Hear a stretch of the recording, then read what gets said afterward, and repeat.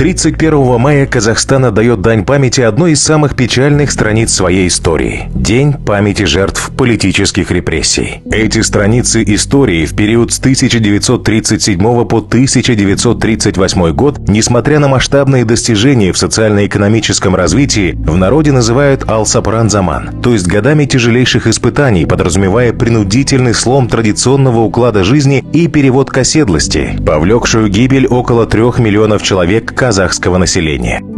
Весь цвет казахстанской нации – Сакен Сейфуллин, Алихан Бөкейханов, Мыржакып Дулатов, Ахмет Байтурсынов, Турар Рыскулов, Беймбет Майлин и многие другие. В годы репрессий в нашу страну было сослано свыше 5 миллионов человек, а более 1 миллиона казахстанцев были вынуждены покинуть страну. Так или иначе, но своя трагическая история, связанная с репрессиями, есть у каждой казахстанской семьи.